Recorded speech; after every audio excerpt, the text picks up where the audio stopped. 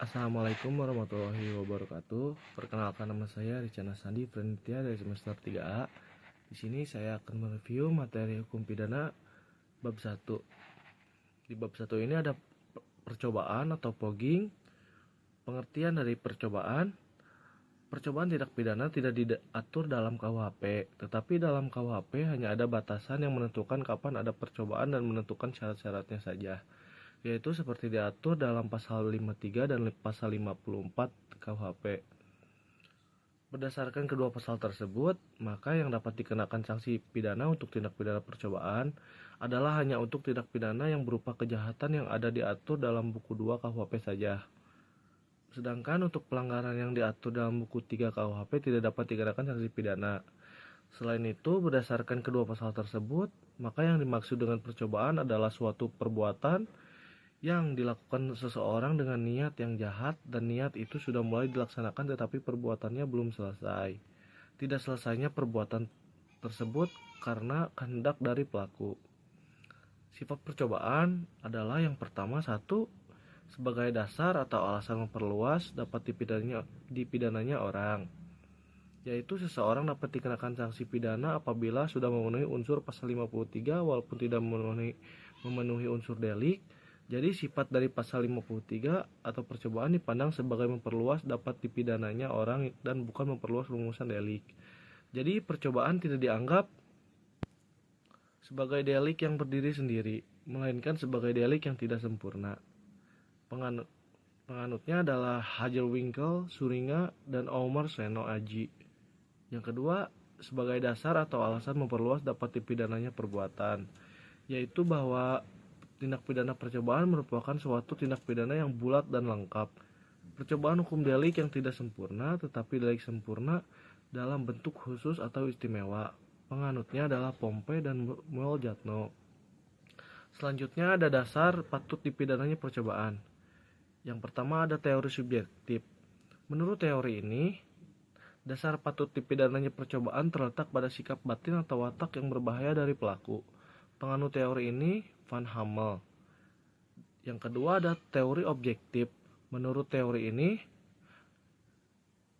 dasar patut dipidana percobaan terletak pada sifat berbahayanya perbuatan yang dilakukan oleh pelaku. Teori ini terdiri dari dua teori, yaitu teori objektif formil dan teori objektif material. Yaitu teori objektif formil, perbuatan itu dianggap berbahaya terdapat tata hukum. Sedangkan teori objektif material yaitu menganggap perbuatan itu dianggap berbahaya terhadap kepentingan benda atau hukum. Penganutnya adalah Simons. Selanjutnya ada unsur-unsur percobaan. Yang pertama adanya niat, yang kedua adanya permulaan pelaksanaan, yang ketiga pelaksanaan tidak selesai bukan karena kehendak sendiri. Selanjutnya, alasan FT mencantumkan unsur ketiga dalam pasal 53 KUHP adalah yang pertama, untuk menjamin agar orang yang mengundurkan diri secara sukarela dalam melakukan kejahatan tidak dipidana. Yang kedua, pertimbangan utilitas atau kemanfaatan yang diharapkan dapat menjadi usaha pencegahan atau preventif dengan adanya jaminan tidak dipidana. Maka orang yang telah mulai melakukan kejahatan diharapkan akan mengurungkan perbuatannya. Atas dasar alasan tersebut, ada pendapat bahwa yang pertama dapat dijadikan alasan penghapus pidana yang diformilkan, yang kedua alasan pemaaf, dan yang ketiga alasan penghapus penuntutan. Selanjutnya ada percobaan mampu dan tidak mampu. Percobaan tidak mampu muncul apabila perbuatan pelaksanaan telah dilakukan tetapi delik yang dituju tidak selesai atau akibat yang terlarang menurut undang-undang tidak timbul. Tidak timbulnya akibat yang dilarang dapat disebabkan tidak mampunya objek.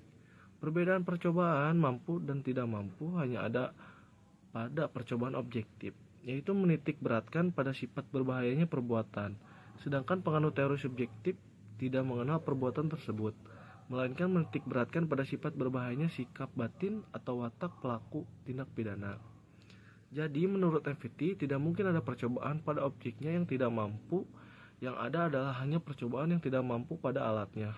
FT membedakan antara percobaan yang tidak mampu karena alatnya dibedakan. Yang pertama, tidak mampu mutlak atau absolut. yaitu bila dengan alat tersebut tidak mungkin akan muncul delik atau tindak pidana.